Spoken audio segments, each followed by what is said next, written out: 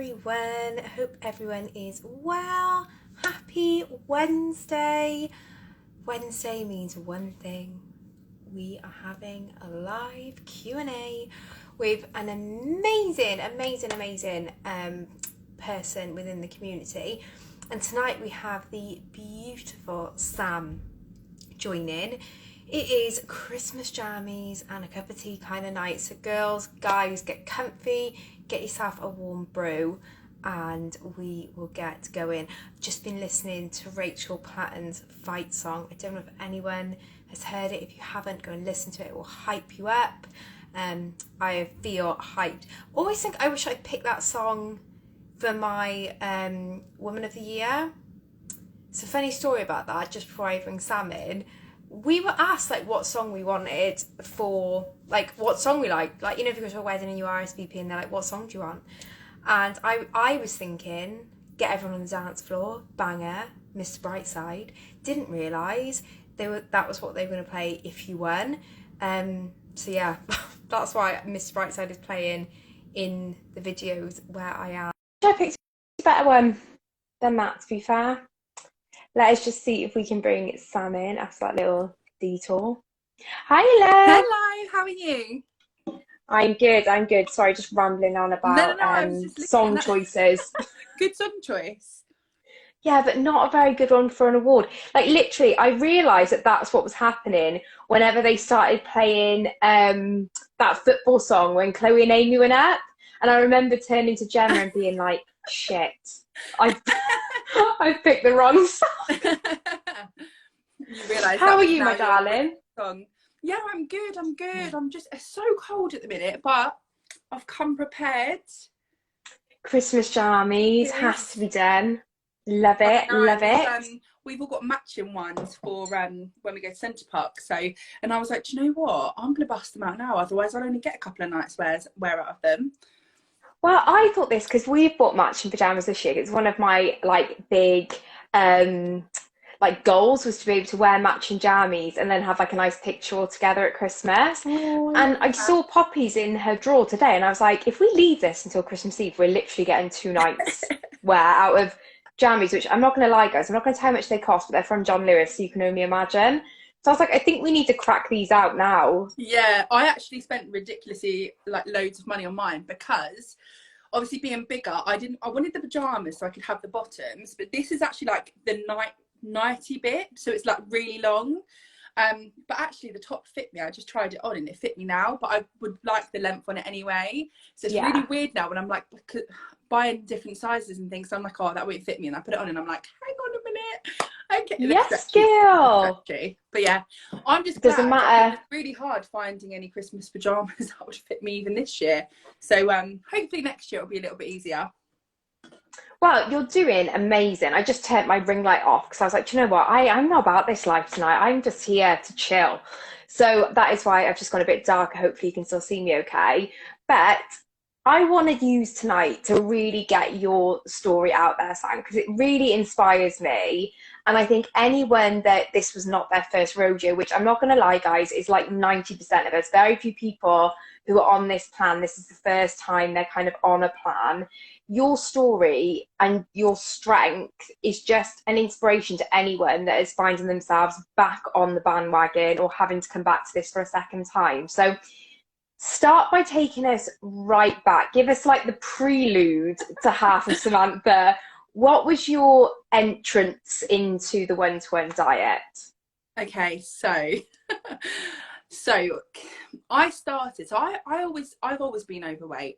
When I say overweight, like a lot of people, my weight went up with my age, and I'd always looked at doing it, and I used to think, oh, I can't afford that, because you don't look at I never looked at what I was really spending. So for me, I was thinking, oh, it's expensive. Anyway, I bit the bullet and I did it. So I started in February 2015. And I remember because you don't get in pictures. So when I had my first photos taken, seeing myself, I was like I didn't recognize myself, and I didn't really know if I could do it. But that naivety of when you first start and you don't really know what you're doing, and you don't know about the community, you don't really know what to expect. I'd never met Slim Sam before, so I wasn't really I didn't really have a goal. I just knew I didn't want to be big anymore. I knew I wanted to change. Yeah. And I was in, It's always that awkward question. Like, I hate asking my slimmers, like, what's your goal? Where do you want to get to? Because I remember when Jem asked me, and I was like, I literally haven't got a clue. yeah, it's so hard, isn't it? Because, you know, it changes. I don't think a lot of people's goals stay the same throughout their journey. So like No. maybe it does for some people, like if you've been a size before, but when you've never been slim, to answer that question, I don't know what I want. I just don't want this anymore. And it was almost like I was like running away from a situation. But I did plan. I started on the red step. So I was on red 2, red 1, 2, red whatever it was. I started on it, and I just did it. And you know, it was really rare then. So I was on the Facebook 100% group, and it was really rare to find anyone that had just like done plan and like, you know, wasn't in the diet spiral of things. And I just before I knew it, I was like 50 pounds down. I was 100 pounds down. I was like dropping clothes size just like crazy. And it was almost easy because I just, like, the first week was hard, and then I just got to a point where I was like, I'm not really bothered anymore. Like I was addicted to losing weight. Like I loved it so much. And It does become addictive, like stepping on those scales every week, because you know, I'm really dark, I'm going to put that on, because you know that you're going to have a good loss. It does become addictive getting on the scales, and it's like a snowball effect, isn't it? Like you so just much. run with it, and it's almost like your feet almost come from beneath you after a certain time, and you're literally just free falling. Oh, 100%. And I think when you're in that kind of zone, like for me, I was like, there's nothing that's going to break me. And you know, during that period, like I went through a marriage breakup. I watched my granddad die in hospital. Like I was by his side the whole time. You know, I went away, I was on holidays, I had birthdays, like all the things happened, and there was nothing for me. There was absolutely not one thing that would have stopped me, and there wasn't. And I did lose weight really, really fast. But I think it got to the point where I was like, right, okay, I'm gonna lose another stone. I've got to lose another stone. And I almost felt like I was on this pedestal where everyone was like, go on, Sam, you can do it. Like I had so much support cheering me on like the Facebook group. I wasn't really on Instagram. I was a little bit at the start, and then I met David, who'd lost like 9 stone. He'd already lost his weight, and I was on my weight loss journey, and that egged me on because it was like the like-minded person, like he'd done it, so I can do it. And I was watching him maintaining. He was going to the gym. We met on the Cambridge 100% support group, which is, I love this. I love a little online romance, but check in a bit of like one-to-one into it as well. It was really cool. And I remember, like, you know first stages when you meet someone and you go out for restaurants, I was just sitting there with coffee all the time. I was the cheapest date ever. It's hilarious. I remember he'd eat and I'd be like picking what he'd eat on the menu. And I suppose he'd done plans, so you didn't have any of those awkward questions or anything, because he knew exactly what you were doing. He was so supportive, and I think even like confidence wise, because I knew that he got it, I wasn't like worried, like, oh, you know, my belly's a little bit wobbly, you know, that weight loss wobble. I wasn't really that bothered about anything, because I just thought, you know what, I feel good. He understands, he gets it. And I think when someone understands what it's like to lose weight, it's like so nice to know that you're in that kind of same situation and you get it. Yeah, and that's the same with there's friends. no awkward questions, there's no you just understand each other. And I think whenever you come from a place of being overweight or struggling with your weight, you can feel really isolated and like people don't understand you. So if you can find that kindred spirit, I mean, whether that's in friends or, you know, your future husband, either or, it's an amazingly like comforting just to know you haven't got to explain yourself.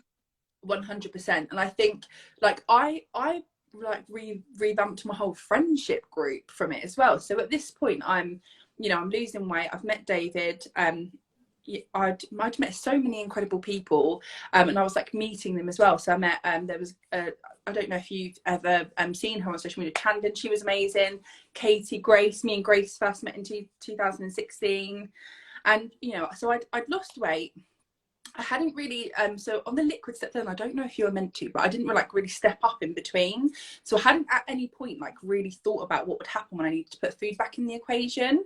But I lost probably, I'd say 14 stone. I'd know I'd lost by the maybe like Sorry, November. guys, just take a second to take that in.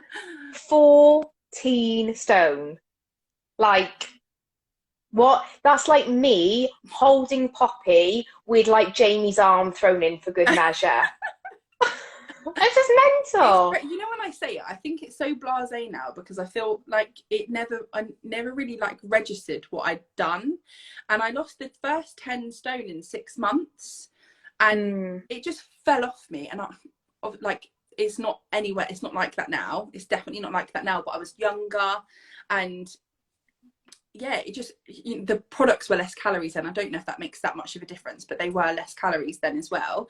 But it fell off me really quickly. But I'd got to like 14 stone loss, so I lost 16 and a half stone in total the first time that I lost weight. It's just crazy. Like, I remember watching your live with Lindsay, and I was just sat with like my mouth open when you two were talking about the losses that you'd had, because I think, and you know me, I always say, regardless of what time of journey this is, you never take away your achievements from before. They never get erased, and that is just incredible. Like, so incredible, that you did that. But do you think that did it ever like sink in that you had done that? Did you ever take time to like sit and acknowledge what you had done? Or was it just whirlwind, like lost the weight, found this new fella, all these new friends? Obviously, David had all of the like man of the year stuff going on as well. I can imagine it just was like you were swept up in this one-to-one tornado. It was a lot. So I'd lost the 14 stone, and then obviously the Slimmer of the Year stuff happened, and I was shortlisted on like that year, and David was shortlisted. He obviously won Man of the Year. I was on a bit of a whirlwind with him because obviously everything that you do, you get to bring someone. So I hadn't won, but I still got to go to like the photo shoots. I had my own magazine and newspaper. So our stories went joint, but they were very much led with my story, like from my point of view. And so I had my own photo shoots and things like that. So I was in this bubble anyway. I got to go to Vegas on the Slimmers trip. But so during that time, so it was crazy. During that time, I'd never really, like, my head definitely hadn't caught up with my weight loss, and I kept having this thing. I don't know where it came from or what. I mean, I do know that it's a long-standing thing, but you know, it was very much, I'm not good enough. I still need to keep going. Still need to do more. I'm not slim enough. And I did go on to lose another 2.5 stone. And I still felt like there's pictures now. David would tell some stories, but I'd look at photos and I'd be like, no, delete that. I look fat. And that, you know, like, I'd lost 16.5 stone, and now when I see those pictures, I'm like, what was wrong with you? But I think body dysmorphia definitely comes into it. So that was one massive thing. But the big realization I had was that losing weight doesn't fix your problems. It makes you feel better. It makes you feel better. It makes life easier. But there's reasons you overeat, and if you don't deal with those reasons, it's so hard. Like, you have to think about, like, what hole are you filling with food? Like, why is that hole there? And it's not the same for everyone. Some people might have had baby weight, or they might have, like, you know, they might have just had a bit of lockdown weight. So many things. But for me, there was a big hole there, and I think just losing the weight so quickly, not really having any interaction with food, I didn't ever deal with anything. I didn't really understand my relationship with food. So I was then basically chucked off plan. So 2016, had gallstones. My gallbladder was like rupturing to my liver. I had all these things. I know that you know the gallstone situation. Oh yeah, it's awful. So, honestly, just so everyone knows, me and Sam are the same human being. Just I'm in Wales and she's in England, but we are the same people. I know, it's funny, isn't it, when you meet someone that's gone through so many similar experiences. But as you know, like, so my gallbladder was so not right, and I was in so much pain all the time. I was on tramadol for like 6 months, I couldn't do plan at the time, so I was basically chucked off plan. I hadn't ever stabilized. I'd never learned to maintain my weight. I was either like on plan or in Vegas stuffing my face with burgers, because that's what I did back then, when I thought, well, it's fine, I've got plan, I can fix it and then, you know, finish the job. But actually, what I'd done is got myself to a really vulnerable point of losing lots of weight, not really knowing myself, not really understanding how I was going to keep this weight off. And then all of a sudden I couldn't have a product. So that's when my mental health took a massive dive. And, you know, without going in loads of details about what was going on during that time, I was resentful to the plan, because I thought, well, you know, I'd lost all this weight, and now I was also to a point where I felt really vulnerable, because although I was trying to eat well, my weight went up quite quickly, and I wasn't like binge eating or anything at this point, but your weight does go up quite quickly if you've not. That's why you have to maintain and stay, like, that's why you have to stabilize and learn to maintain. It's so important. You can't, and that's why, like, yeah, people say all the time, like, you'll put the weight back on, but honestly, like, if you can stabilize your weight properly, and that takes a couple of months, and it's not something that happens because you've done a week on step 3. Like, it does take a couple of months of really grafting at the, you know, the calorie counting, find what works for you. But like, once you've done that, it pays dividend, because then you could, you know, you can go and enjoy things, and you don't put half a stone on. I was always like that before, you know. I would, you always said I could look at a chocolate bar and I put half a stone on, and typically that's because you're in a bit of a yo-yo cycle. And so when you do eat, your body does naturally hold on to more water, or, you know, hold on to more. yeah. But the stabilization part of this plan is so brilliantly designed so that actually your body gets to a point where it's like, yeah, I'll use that energy up throughout that day. Or, you know, like, I went ham at the weekend, like you will all see in my what I eat this week. It's not one for anyone who's like really sticking to plan, let me tell you. But it's real. Do you know what I mean? It's realistic now. But and you've done your weight loss. You've lost your weight. You're now maintaining. But more importantly, I did that stabilization bit. And I think any slimmer of gems, it gets like heart into them, you know. That's why you go to her, because she's the queen of maintaining. But then to be able to step on the scales like a day or two later and be like, I put a pound on. I mean, what's a pound? I saw your video when you posted that, and I was like, yes, because that's what happened to me. And I just think that's why now, like, for me to ever do plan again was massive, because I was like, not only like was I then going to be like redoing it or reintroducing myself into that world, but it's almost trusting myself. Sorry, there's something floating. It's almost trusting. I was going to be like, oh, we've got orbs in the room. It's not. I've always got something going on. My lights flicker sometimes, so you might see that in a minute. But yeah, it was almost like trusting myself that this wasn't going to happen again. And so many people like this, like moving on to, like, obviously, you know, I put my weight back on. I had a baby. I've not been very well.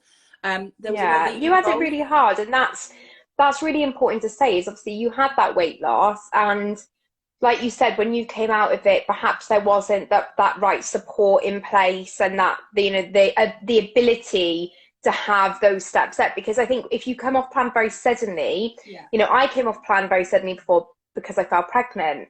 You know, there are times when you can't do much, and I think instead of me potentially reaching out for the right help at that time, I went, hello, I'll have a chicken chow mein, a curry, egg fried rice. Like, yeah, literally the day I found out I was pregnant, I ordered a Chinese, and I was on plan the day before. Like, so, you know, there is some amount of personal accountability, but it's very difficult when you've been given this security blanket of a plan that is so simple, and then suddenly you're thrust into being like, you now need to figure out how you deal with this. Yeah, 100%.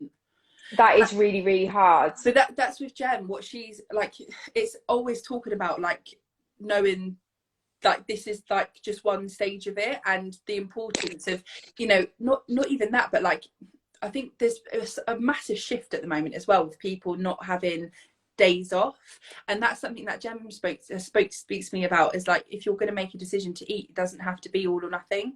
It can be that in between where you just step up a little bit, you know, especially over this time of year. And it wasn't like that before, and people didn't do that. Wasn't the thing that we did in 2015. I don't know if maybe there was people that did it, but it certainly wasn't what like I did or the people that I spoke to did. It was either all or nothing. And I did have that big chunk where I just did plan, and I didn't, you know, the second I started like introducing food a little bit, I thought I was clever, because I was like, well, I can just lose it again. I remember losing 16 pounds in a week after I went to Vegas. 16 pounds in 1 week. Obviously I was undoing a bit of damage. But You But lose this is that. it, isn't it? We're all guilty of that all or nothing mentality. That's typically why we yo-yo, because it's either all and we're kind of really indulging, or nothing, we're really, really restricting. And that's obviously what me and Grace talks about quite a lot on our lives. Yeah. Because I struggled with that in my maintenance journey, not so much the overindulging, but if I had like above my maintenance calories or I did have like a treat, my head wanted to be like, right, get on to 1B, restrict, like go right back down. And I know a lot of people struggle with that, and actually sitting with it and being like, no, I'm just going to carry on doing what I know I need to do. Is hard, but you do get the rewards from that. But you're not alone in that. All of us are Yeah. quite black and white thinkers, I think, when we struggle with our weight. But this is where we, like, you know, if enough of us are showing that actually, like what you've done, you've had a weekend where you've been indulgent, and it's not your yes, I hear. Yeah, I am. But you know, when you show people that actually I did that and I gained a pound, and it will be gone again in a few days, because that's what normal life is. Normal life can't be, I'm going to eat 3 pizzas and then next day I'll have 2 products. It can't be like that. Yeah, you can't do that. You can. And I don't want my slimmers to be dieting for the rest of their life. And I say it to everyone. I'm like, I don't want you to get to your goal weight and then be on a diet for 20 years. Yes, I still have products because I like them and they're convenient and they're easy to have. But I don't look at them like, oh, I've got to have that because I can't trust myself with normal food, or I can't enjoy normal food. I just saw a question saying, how long were you on plan with only products? I did 7.5 months on 1B, which was just products. How long did you say, Sam, you did it before with just products? So it would have been February to like November. So yeah, crazy. But It's mad. no, it would have been, yeah, February to November. So, but I was on, like, I went from like the red steps. I think there was a week where I did step up in there as well, but it was like way later on. So I went from like basically like red 2, red 1, and they were just liquid then, so I wasn't even allowed a bar. I didn't have a bar for like a really long time. I don't know how long. I can't believe this. I do not know how you survived. I used to have, do you remember what it was like back in the day? So there used to be these little square, like some people will remember this. I never did it back then. I did it 2019 for 4 months, got 3.5 stone off, got up the death, and then had a Chinese, and then I came back on it now. Like, I haven't done it back in the day, whenever it looked like... I'll find a picture and send it to you to show you these, but they were like little square, they were called tetras. That's where tetras come from, because they were tetra bricks, and they were 150, they weren't even 150 calories, they were like 146 calories. You would take one slurp and they would be gone.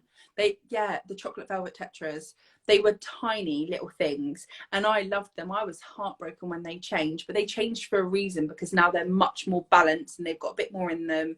But back then I didn't get hungry. There were some days I would live on like 2 products, and that is terrible. I know that was terrible to do that, but I did not feel hunger for probably the whole time I was doing it. I was so, you go like, I know ketosis isn't like a big thing anymore, and it's not the most important thing, but it did get me to the point where I just wasn't hungry. I didn't feel that, and I didn't really drink water either, which we won't talk about the effects, but we all know what happens if you don't drink your water.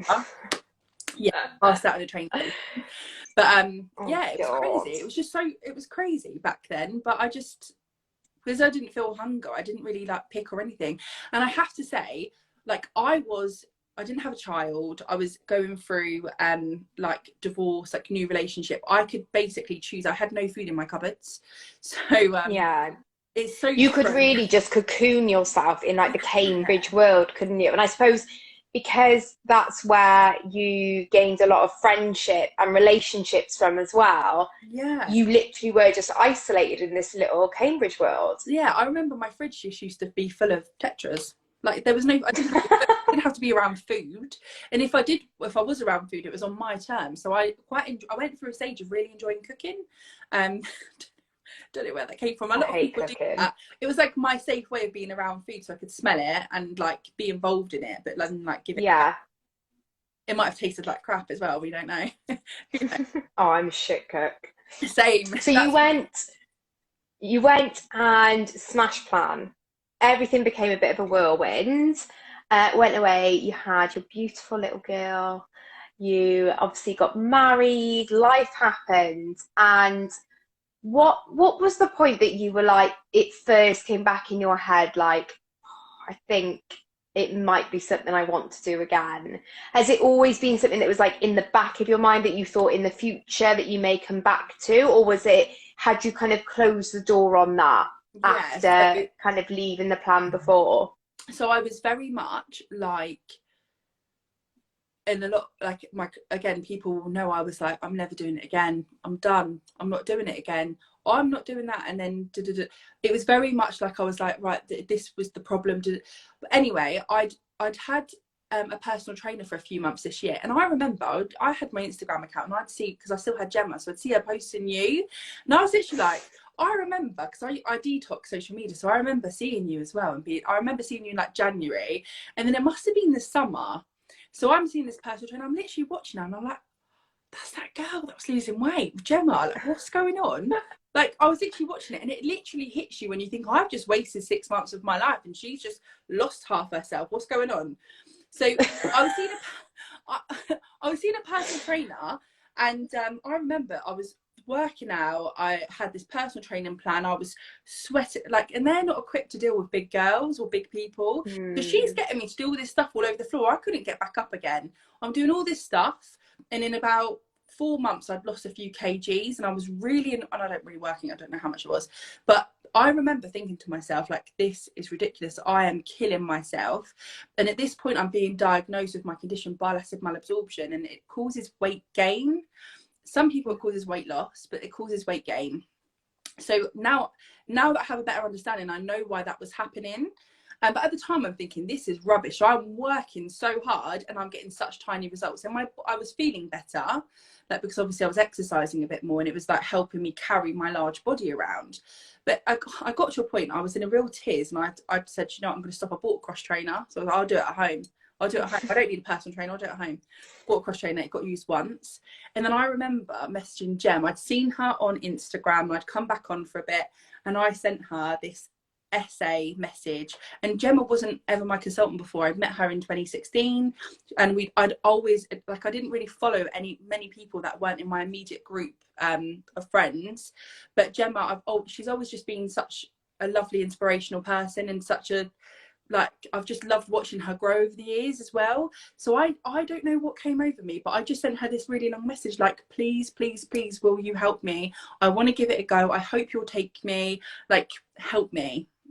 And it was a paragraph off me as well, don't worry. I think I wrote her a book. I was just like, please help. So many messages like that. But I remember that I can really relate to it, because that was me. And actually so I messaged Jem, probably would have been like the 18th of December. It's quite like, I'm feeling very reflective at the minute, because obviously it's coming up to me being like a year being on plan. And I went back a while back, and I found the message that I sent to her.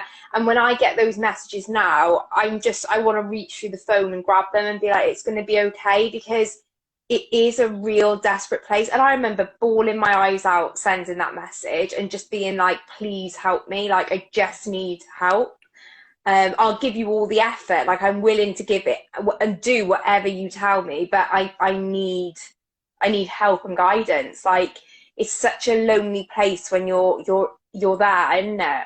I know. And I think when you send that as well, it is desperation. It's like, I need someone to help me. And I mean, I just knew that she would, I knew that I would get a response back, which was basically her wrapping her arms around me and being like, come, let's do this. It was very much like that. And I didn't know what to expect, because obviously she knew my whole weight loss journey before. Like, loads of people watched it, like people known everything that we'd done before. So it was so vulnerable to turn around and go, by the way, this is what I weigh now, like, you've put like all my weight a bit more back on. It was so vulnerable to send that message. But and there's, you know, you can delete them as well and they'll never know they're there. So I kept looking and she hadn't seen it, and I was thinking, oh, I'll just delete it, I'm going to delete it, I'm going to delete it. And I didn't, and she responded. And I was very anti doing anything that was like without food, so I tried step 4 for a I bit. remember that because I remember whenever so I obviously didn't know your journey before because I hadn't done plan. I'd followed Grace when I'd done the one-to-one before I fell pregnant with Poppy. I think I literally followed Grace and Jam, and I think that was I wasn't a big thing. I wasn't really on social media back then, which is hilarious to think now. But yeah, I hadn't seen your journey. And then I remember Jen started like sharing a couple of your things. And I was like, who's this Sam? And she kind of like said, like, oh, Sam did the plan before, she's doing it now. And then obviously because Georgie does the higher steps, I was like, oh, I guess that this is just a thing now, doing the higher steps. But you were very honest that whilst some people thrive on those higher steps, you struggled a little bit more with them when you started, didn't you? Yeah, so I basically did like step 4 with cook meals because I just don't, I don't get, like, Georgie's amazing at cooking, right? I'm not that person. Oh, So she takes the piss. She's like Nigella. Honestly, can she just run a there's business me and with I my can just sit? microwave. The I other day, right, I was voice noting her and she was like faffing around in the kitchen. And I was thinking all this time, what is she doing? She's like, I'm trying to find a bay leaf to make tomato sauce for my pasta tomorrow. I felt like saying, like, what? why Why do you not do you just get do it from that? a jar? Just I don't get it. Like I I don't know. enjoy cooking, so even like I try with Rosie so much because I want her to have fresh food, and Oh, you're so good. Fair play. I'm so careful what she eats, and a lot of the time she gets fish now because I don't eat fish, so it's not tempting at all. But I did it basically using cook meals because they're portion, and I swear by them, and that's how I'll maintain my weight loss, is by using cook meals. And that's when I got the steps, I'll use cook meals. And I guess it's the same as like Gusto or Hello Fresh. I just don't have to cook it. I bung it in the oven and it's done. But I need to look into these because I haven't ever heard of these before. And you and Lindsay both speak about them, and I'm like, so, what are so these Grace magical uses them a lot meals? now as well. So she, like, yeah, I just feel like they're really good because it's home cooked food. It's not a microwave meal as such. They're cooked in small batches. You'll have to see if you've got like a local one in your village because they don't ship out further than that. But a lot of garden Oh, centres, I was gonna say, is it? Oh, maybe a a lot fancy of garden garden centres have centre. them cook. Oh, I swear they do a banging chicken tikka. I'm just saying, you need to try it. Oh, Banging. definitely gonna have to look into it. I think it's nice though to say, like, to put that out there because like I do with my, like, that's why I've started doing what I eat in a week because I want people to see that you can be a really lazy cook. You can hate cooking, and that doesn't mean that you have to have a bad diet. Yeah, Like you can, eat in a very healthy, calorie controlled way and eat very conveniently. yeah. You can, in the other hand, be like Georgie and Vic, like Vic's of, I think it was Vic's Uh, tomato, Italian tomato sauce Georgie was making. They cook some brilliant meals. And if you're someone who gets joy from cooking, then the highest steps, you're literally going to be on your element. But if you're not, don't be intimidated by it. You can make adjustments. But you made the decision then to drop back down to kind of products only, which when you watch your videos, you can see a couple. It's funny, I was watching them the other day, and you can see the weeks leading up that kind of internal bargaining that you were doing, where you were like, I think I should do it, but I really don't want to do that again because it didn't work last time. Did you find that you were battling a lot with not wanting to kind of replicate your first journey because there were things that had gone on that you weren't, you didn't want to repeat again? absolutely. So it was very much in my mind. I was like, well, if I don't take food out of the equation, then food can't be a problem in the future. But it's really hard because for me, like, when you get to like for me, if you get to a really big weight, you've got issues with food still. And I've done a lot of battling with those demons, but there's still some of them there. And it gets to a point where you have to be so self-disciplined to go, no, I'm not going to pick up my child's last smiley face potato thing. And when you're like, if I've got so much more weight to lose anyway, what difference is it if I eat that one thing? And that was my mindset a little bit, where I was like battling with like picking at bits and bobs. And I just thought, oh, I said to myself in those videos, I don't know which ones you would have watched, but I was like, oh, I'm going to do a day and I'll see how I get on. I was also really nervous because with my medical condition, like having liquids is like a massive risk, and it does make me like, I kept thinking to myself, it's going to make me more sick, and it did initially. It really did initially. And that can really fluctuate my weight as well. But and then I feel so sick and nauseous that the only thing that would solve it is me eating. But it got better over time. But I just thought to myself, do you know what, I'm really struggling with food right now, so and this step is so much harder. I wasn't losing weight very fast either, and that is such a selling point of doing the plan, right, is that you lose weight at a decent rate. And I knew that it wasn't going to be like it was last time, but it's massively stepped it up by doing this. And it was a place of vulnerability as well, again, because then I'm like, right, okay, so I'm going back onto saying to myself, I'm not going to have food for X amount of time. When you've got a lot of weight to lose, it's almost like saying, like, I'm probably not going to eat very much food in the next year. And knowing that if I do cut, like, Christmas, giving it for your comfort, aren't you? Like, you're basically saying, like, I have to cut ties with the one thing that gives me real comfort. And even if I accept that I can cut them for a little bit, the prospect, I know for me, I was like, okay, I needed to lose 9-10 stone. And so you're in your head, you're going, stone a month, 9-10 months. It was January. I was like, I'm going to be doing this till September, October. And then it's like, how can I get to September and October without having what is my best friend, my, you know, my hug, my like shoulder to cry on? Like, food becomes absolutely everything. And the idea of not having that there, and I think that's when you realize as well, like, there is an issue here that is bigger than my portion sizes or the food I'm choosing. And I think that's why for me, I knew that for a long time. I just didn't. The second I did it, I knew that was it. I can't mess about with it. I can't keep going on and off and doing whatever. And then I had Christmas I was thinking, oh well, Christmas is coming up, so then I've done Christmas where I've just had products before, and I'm not going to do that again. I've done my time with that. And I do feel like anyone that decides to do that, fair play to you. But knowing that I was going to have to, like, right, I'm going to pause, I'm going to step up for a bit, and then I'm going to go again. That as well, like, I'm like, right, I'm going to have to go through week 1 again as well, and that's going to be really hard. But you know what, it's the best thing I did, because taking away that mental battle of having to say no to the extra portion of food, or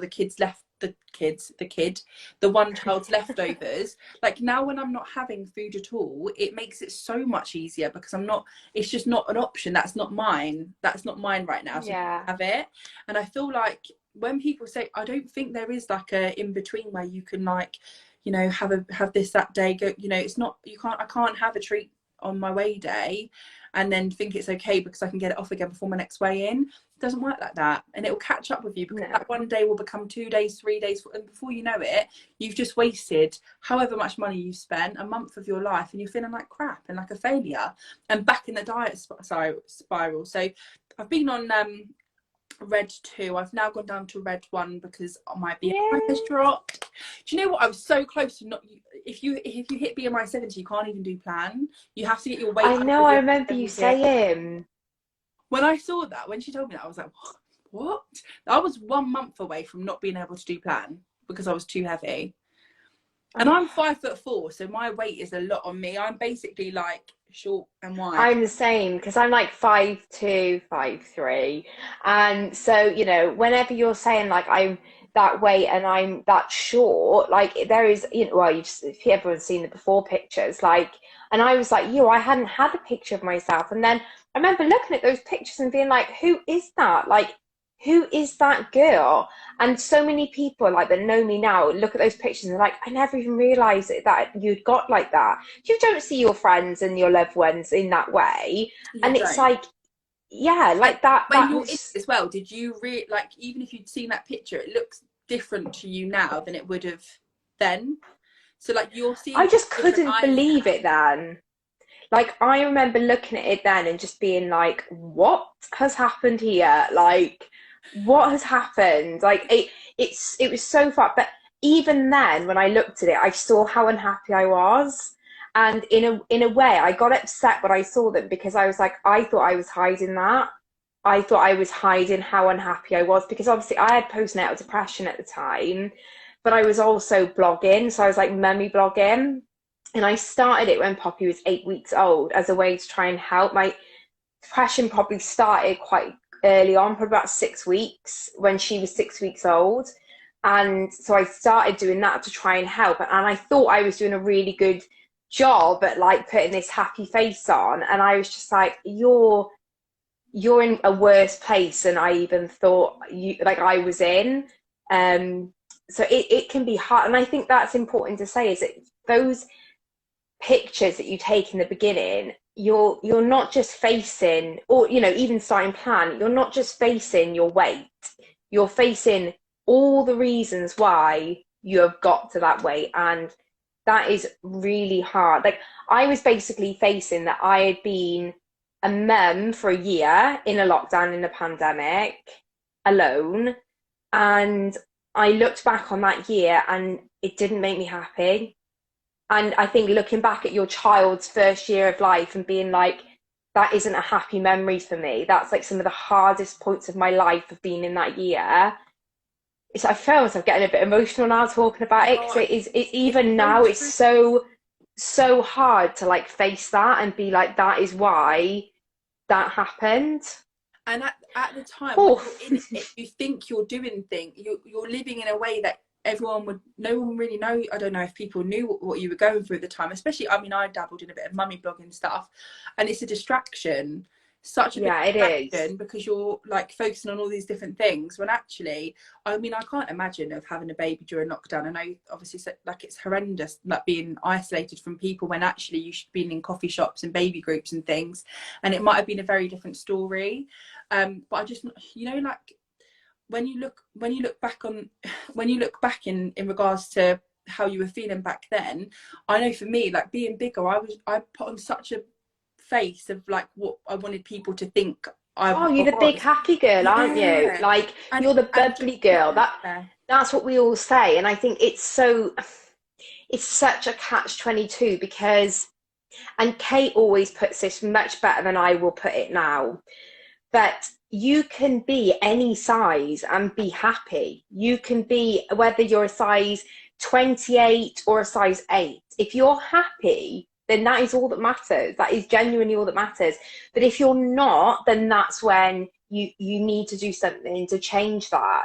And, you know, that doesn't mean you then need to go from X size to X size. It just means you need to make changes to make yourself happier. And for me, the weight loss, like it completely transformed my life. And I know that you've said before as well, like when you were running up the stairs and you were like, I don't know who I think I am running up the stairs, but like little things like that have such an impact on your day-to-day life. But it's the deeper stuff that you kind of iron out through that journey, and that you have to face. Yeah, definitely. I think that's where it's a bit like weird for me as well, because my journey is like I feel like it's weird because I didn't really know I was unhappy when I first started in 2015. I just knew I wanted to move from where I was, but then this time around, my life on paper is beautiful. Like, I've got an amazing husband, I've got an amazing daughter, I've got this beautiful little life, I've got great friends around me, I've got a career, I've got all these things in place. So it's me and my head. And did you find that harder to try and kind of to deal with, to be like, actually, here's the problem, it's not, I'm the problem. You know, I know that you mentioned before that you'd had a bit more upheaval the last time that you were on plan, whereas like you say, this time everything's very nice, stable. That's what's hard. That's what's hard as well. And like I've had things happen, and I can deal with them. So like things that happen, and you maybe like, you know, I've had illness things, I've had things with Rosie, and that doesn't bother me. It's more dealing with like the internal things. And I've had a little bit of therapy like in the last couple of years, and that's really helped. I have, and I say to so many people, get a therapist. Like literally, even my family and friends, I'm like, the amount of times I said to my like brothers and sisters, you need a therapist. And it honestly, just having that person to speak to, I've always been into therapy. I'm very troubled background. I'm just a very anxious human. So like therapy's always really helped. But oh my God, when you're on this journey, if you can get therapy at the same time, it's so worthwhile. And I think that knowing, and I probably am going to go back to it at some point as well, because I do think there's so much like more things that I could work on with myself. Someone said to me once, everybody's got mental health, and that changed my perception of mental health. So mine, like, people will know I dip in and out of social media. I've disappeared for a year before off social media. I deleted my old account completely. And for me, like when someone said it's on a sliding scale, and some days you're like really positive and you're feeling well and everything's okay, and the next day it can like come down a bit, and you have to try and like find your balance and know like what's in your toolkit to try and keep you in a happy place and in a good place. And it's not always like that. Sometimes you can like not permanently necessarily, some people maybe, but you I can be in had bit a more therapist once say that it's mental health is very different to mental illness. yeah, And the same way that you've got physical health and physical illness, yeah, your mental health, like you say, is very much on a sliding scale. And it's not about always being positive, all this kind of toxic positivity where you never have a bad day. It's not, there's that sliding scale. But then you can go through periods of mental illness where, you may be dealing with some acute anxiety, depression, OCD, any of those things. But like you say, checking in with your own mental health along this journey is, oh God, it is vital. and Because we normally have used food before to cope with those bad days, haven't we? So and that's where for me now, so like what that looks like for me, not to get into a mental illness part of it, I have to look after my mental health even when I'm feeling good. So even when I'm feeling positive on plan, like I can tell, like, if I'm feeling a bit tired, if I'm feeling a bit more anxious about things, if things are building up a little bit, to go and, I'm going to have a bath tonight, I'm going to switch off my phone, I'm going to jump into bed early, just do little things that I know. Like even I posted a story earlier about the fact that I'd stepped out. I normally have my bar or a shaker at my desk with water and then I love that. in. So I do that all the time, and normally it's fine, but at the minute I'm like, right, I need to look after myself a little bit. I'm busy, there's stuff going on. I'm going to Costa for half an hour and chilling out for a bit. And that is now where I've learned about myself and I know myself enough to go, actually, I want to stay here. I really want to stay here because that's where I do my best. So that's when people let it go, though. It's when people are feeling good that typically they stop doing the things they need to do to keep them feeling good, and that's when you find that sliding scale. And like you putting that out there is so important, but to show people that you need to take those breaks, you need to continue to do things that make you feel good. I know my friends and Jamie would joke and say I spend more time in the salon than I do in the house, but like for me, like those things genuinely make me feel good. If I get my lashes done, I know I'm getting an hour's nap in a really lovely room with a lovely woman stroking my head as she puts my lashes on.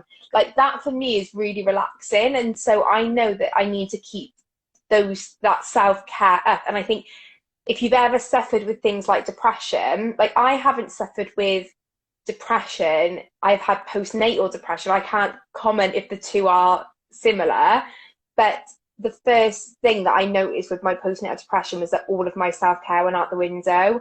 I didn't care to even brush my hair, let alone get my nails done. And I vividly remember one day being like, I have to get out of this rut. And all I did was just put a clear polish on my nails. And like, that was like the day that I was like, I need to look after myself. And all I did to start with was put a clear polish on my nails and put a cuticle oil on every night. And that was as small as it started. And then now you're really looking after it. And now I'm spending like way too much money. Back in the salon this week. Yeah. But that's happened to me a little bit as well. Like I stopped doing my makeup. I'd stopped really caring what I'd still like obviously like look after myself, like showering and things, but even clothes wise I kept saying to myself, I'm not going to buy any. What's the point in buying? I'm even in that frame of mind now where I find it really hard to buy new clothes because I just think, well, the point, I'm just covering myself still, where I'm enjoying it a little bit more now because I just think, oh well, they're like, I'm going down sizes, I'm starting to feel better about myself, things look a little bit better on me. But even things like getting my nails done,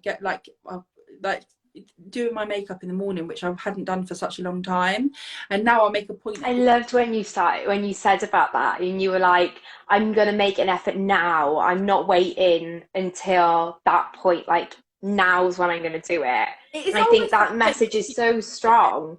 Yeah, it's fake. Yeah, it's a little bit of that. Fake it till you make it as well. Like I want to, even if I don't feel like how I want to feel, like I can feel better than I than I was making myself. Like I could put in makeup on is almost, and I don't always do it. I really enjoy that I can accept myself without makeup, because I never would have done that before, like no way.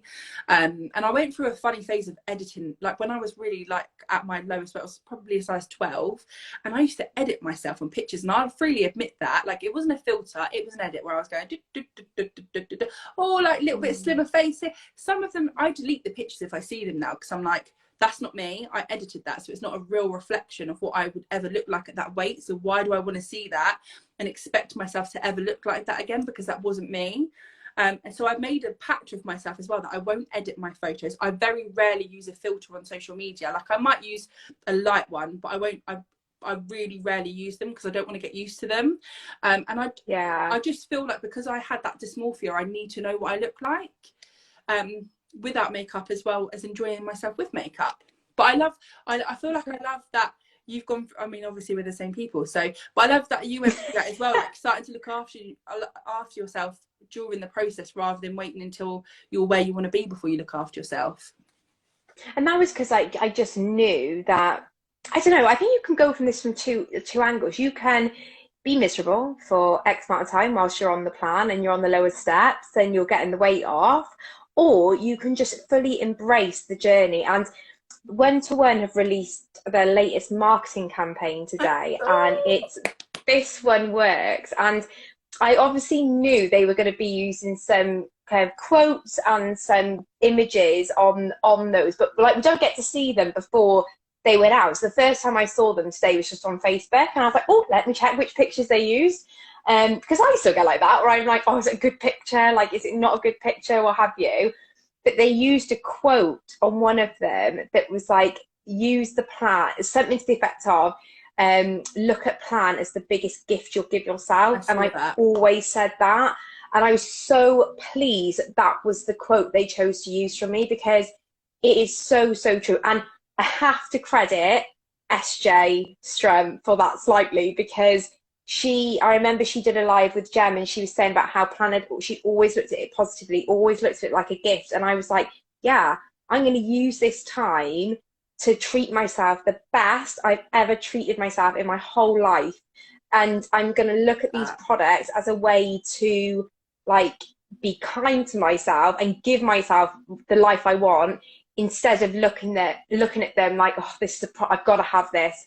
This isn't that I have to have because I've been a bad girl and I've got really fat and now I need to have these products. Like, do you know? And I think changing that was a massive game changer for me, because suddenly it was something that I was walking towards instead of I was running away from old me. I was very happily walking towards this new life that I wanted to create.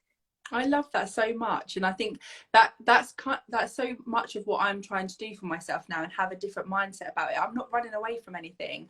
Obviously, health things 100%, but it needs to be like going towards that goal and what that life looks like, rather than what size clothes I'm going to be in or how I'm going to look in a photo. It's not about that. Can I just say you looked incredible in those photos.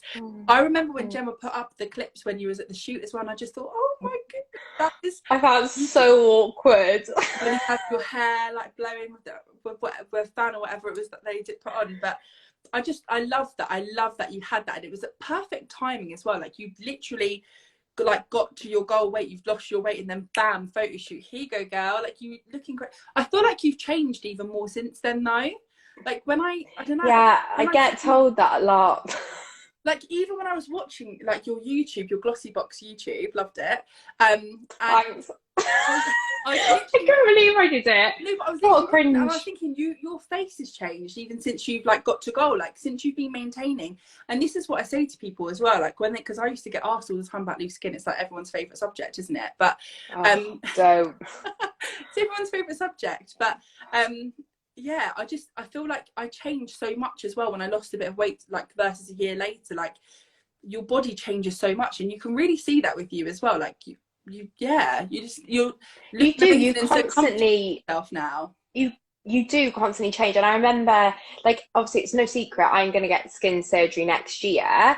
I'm leaving it a year because like every consultant I've spoken to, everyone I've spoken to on here whose opinions I really trust and value has said like, you need to give your body time to like adjust to its new weight. Yeah. And I notice all the time that my shape and what have you changes. And yeah, I think it's mad, but also every day you're just learning more about yourself and your style, because I had no style before, or you know, I had, you know, I loved beauty, and I didn't love fashion, but I loved beauty. But I'd almost become embarrassed because I was like, you know, I felt like mutton dressed as lamb, if you like trying to put it on and being like, oh, you know, this is not something that girls like me do. So it's been, you know, it's a whole exploration of all these different things that I've kind of put on the back burner. And like putting that glossy box video out, like I laugh because I've always just done weight loss content. But what you don't know is that 10 years ago I had a beauty YouTube channel and No, you did didn't. yeah, it is not out there. It's everything know, is I'm like, gone. oh, It's deleted. You cannot find nothing, trust me. But well, more than 10 years ago actually, because it was before I got with Jamie. It was when I was like 18, so it's more like 12, 13 years ago. But I love doing that. And so it was really funny doing that now and being like in a completely different part of life. But that was something that was for me. And it's quite nice to show people Rach, not weight loss Rach. Because I think you can get a little bit tied up in that identity, and it's now being like, okay, that is a big part of my identity, but here's some other bits that I quite like doing as well. And I love that. And I just think a lot of people that are into, like, obviously following you for weight loss will be interested in those kind of things anyway, whether you share it only on YouTube. Like I know I love watching YouTube, especially when I'm getting ready. I love a YouTube watching what people are using. Same. Oh, I'm gonna pop that on. Or I'll try and like copy their eyeshadow. I can never do eyeshadow. I can do everything else, can't do eyeshadow. I love a bit of YouTube. You Yes. can't beat it. That or a podcast. I'm going to leave Nat and Georgie to TikTok. I can't do them short form content. I tried it, and but two people liked my TikTok, and I was like, oh, I'm deleting it now. I can't bother with that. I don't know how to use it. I've definitely missed out on that trend. I'm not. Yeah, I just get told I look older, or that I've nicked someone's pictures from before. So I'm like, yeah, no, I can't be doing with this. But I've no, like time with before and after pictures. People are like, it's not the same person. I'm like, look, I've got the same mole. like, yes, it is literally me. But no, and I think that's like one thing I want to take into next year is like to just be like more. And like my best friend, I said this to the other day, I was like, I love you so much because you are just unapologetically you. You don't care. You do not care what other people think of what you like, your style, nothing. Like, and she's stunning. Like her style and everything's beautiful. But I was like, I just admire that so much in you. And that's like my big thing for next year is I just want to be like unapologetically and authentically who I am.